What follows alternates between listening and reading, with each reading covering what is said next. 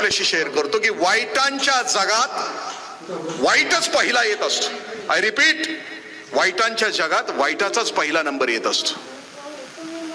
आपल्याला आपलं वाईटांचं जग आपल्या पोरांना असंच सोडून जायचं आहे का? पुढच्या पिढीला जगण्याच्या लायकीचं वातावरण नाही का करायचं आपल्याला?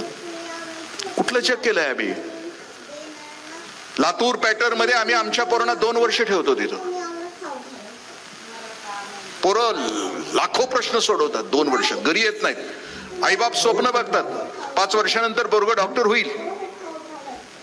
आणि त्याच वेळेला गुजरातमध्ये ती पोरगी 12वीत नापास होते, पेपर फोडते. 720 पैकी 720 मार्क. 10वी 12वीच्या परीक्षा आल्या की आम्हाला आमच्या खात्यांना, शासकीय खात्यांना कॉपी मुक्त अभियान राबवावं लागतं. काय देतोय? कोणत्या गोष्टी आम्ही, म्हणजे गुणवत्तेच्या गोष्टी आम्ही देणार आहे की नाही पुढच्या पिढीला? माझा राजकारण्याशी संबंध आहे. 16 वर्षाचं पोरगा आहे, दारू पिलंय, रस्त्यावरून निघाले, 2 पोरांचा जीव घेत आहे.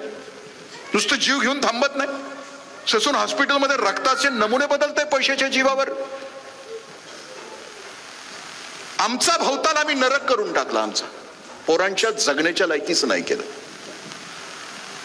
आपण कधी जनावरं बघितली तर पुढच्या पिढीसाठी जगतात.